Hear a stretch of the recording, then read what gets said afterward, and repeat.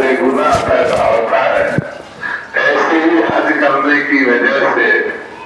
اللہ پاک حاجی کے تمام گناہ کو معاف کر دیتے ہیں، اور جب وہ حاجی کسی کے لیے دعا کرتا ہے تو اس کے حق میں دعائیں بھی قبول ہوتی ہیں۔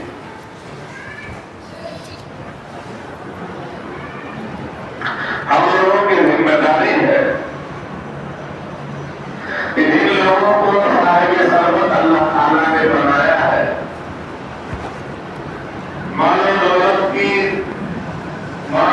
سے اللہ تعالیٰ نے دل کو نوازا ہے، اور نماز اور روزہ کی فرضیت کے ساتھ ساتھ جیسے ہم لوگ زکوٰۃ کی فرضیت کو ادا کرتے ہیں، اپنے مال سے زکوٰۃ نکالتے ہیں، ایسے ہی ایمان والے کے اوپر مال ہونے کی وجہ سے، مالدار ہونے کی وجہ سے اس کے اوپر حق فرض ہو جاتا ہے۔ اب ہم میں سے ہم لوگوں کو سوچنا ہے کہ کن کے اوپر حج فرض ہے، اور اس حج کی ادائیگی کو اور اپنے فرض کو کرنے کے لیے وہ لوگ طاقت اور استطاعت رکھتے ہیں،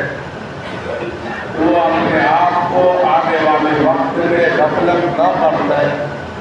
اور اپنے نام کو اللہ کے راستے میں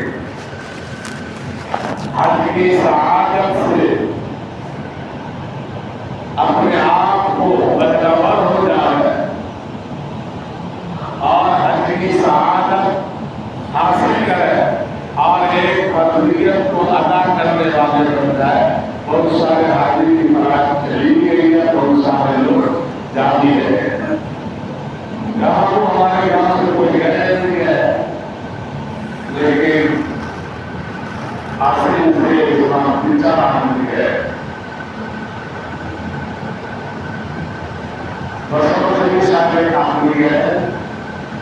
کم مقدار میں اسلام لوگوں کی اکیلی ہوئی ہے۔ اللہ نے قرآن میں کہا وَلِلَّهِ عَلَى النَّاسِ حِجُّ الْبَيْتِ مَنِ اسْتَطَاعَ إِلَيْهِ سَبِيلًا۔ اللہ تعالیٰ نے جن کو مال دولت دیا ہے ان کے اوپر حج کرنا واجب ہے، ضروری ہے۔ اس لیے ایمان والا آج کے وقت میں اور ابھی اپنے آپ کو آج سے لیاز بنا لے کہ جو حضرات مالدار ہیں، اتنی استطاعت رکھتے ہیں کہ مکہ جاوے آوے اور وہاں کے اخراجات کو برداشت کرے، اور یہاں جو ان کی تربیت میں اور ان کی کفالت میں جو حال ہے، اولاد ہے، بیوی بچے ہیں، تو 3 مہینے کے اخراجات ان کا برداشت کر سکتے ہیں، تو لوگوں کو ذمہ داری ہے کہ اپنے تمام وقت کو اپنے وقت میں سے ان وقت کو فارغ کریں اور آنے والے وقت میں اس کی تیاری میں لگ جائیں۔ ایسا نہ ہو کہ ہماری زندگی غفلت میں گزر جائے اور ہم اتنی بڑی سعادت، حج کی سعادت سے محروم ہو جائے۔ یہ کوئی عقل مندی کی بات نہیں ہے، اور میرے لیے میں تو اس حدیث کو برابر سامنے رکھتا ہوں، اور جن حجاج کرام کو اللہ تعالیٰ حج کی سعادت نصیب فرما دیتے ہیں، یا جو عمرہ کی شکل میں مکہ معظمہ اور مدینہ منورہ کی زیارت کرتے ہیں، تو میں تو سمجھتا ہوں کہ کہیں نہ کہیں وہ لوگ خوش قسمت ہے اور اللہ نے ان کو چنا ہے۔ اللہ کے نبی صلی اللہ علیہ وسلم نے ارشاد فرمایا من زار قبری، کہ جس نے میرے قبر کی میرے مرنے کے بعد زیارت کی اس کے لیے میری شفاعت واجب ہے۔ مسلمانوں، ہمارے لیے یہ کم خوش قسمتی کی بات نہیں ہے کہ ایمان والا اللہ کے نبی صلی اللہ علیہ وسلم کی زیارت صلی اللہ علیہ وسلم کے پردہ فرما جانے کے بعد آپ کے قبر مبارک کی زیارت کرتا ہے اور اللہ کے نبی صلی اللہ علیہ وسلم کی شفاعت کا مستحق ہو جاتا ہے، ہم تو سمجھتے ہیں کہ وہ بھی بڑا مبارکباد ہے وہ ہوگی جس کو اللہ تعالیٰ ایسی زیارت سے مستفیض کرتے ہیں اور اس زیارت کی اللہ تعالیٰ توفیق دیتے ہیں اور یہ مال اس راستے میں خرچ ہو جاتا ہے۔ اس لیے ہم تمام لوگوں سے گزارش کرنا چاہتے ہیں کہ جو ہمارے اور آپ کے اوپر جو ذمہ داری آئے دنیا فند کی شکل میں ہم لوگ اس کو کرنے والے بن جائیں، اور اب جو قربانی کا مرحلہ آنے والا ہے ہم لوگ اس کام کو کریں گے بھی اور احتیاط کے ساتھ کریں گے، اور آنے والا ہفتہ میں بھی انشاءاللہ بتلایا جائے گا، اور ہم لوگ اپنے پاک مال کو اپنے پاک نیتی کے ساتھ اس فرضیت کو بھی ادا کریں گے انشاءاللہ، اور اللہ تعالیٰ کے نزدیک قربانی کی شکل میں ہمارا کوئی چیز نہیں جاتا ہے، صرف اور صرف ہماری نیت، ہمارا تقویٰ، ہمارا ڈر اور ہمارا خوف کہ اللہ کے ڈر کی وجہ سے، نبی کی محبت کی وجہ سے، شریعت اسلام کی پیروی کی وجہ سے ہم لوگ جو کرتے ہیں تو اس میں صرف اور صرف بندگی کا طریقہ جو ہم ادا کرتے ہیں اس میں دوستوں ہمارے لیے کوئی چیز نہیں جاتا ہے، صرف ہمارا تقویٰ جاتا ہے کہ ہم کس نیت سے اللہ کے راستے میں اپنے مال کو خرچ کر رہے ہیں، ورنہ آپ کی ہر چیز آپ کو مل جاتی ہے، اور اللہ خیرال ہے اللہ نفسوہا ملائکہ ہوا ملائکہ ینالہم تقویٰ، تمہارا ڈر، تمہارا خوف، تمہارا خشوع، تمہارا خضوع اللہ کے نزدیک یہ پہنچتا ہے دوستوں۔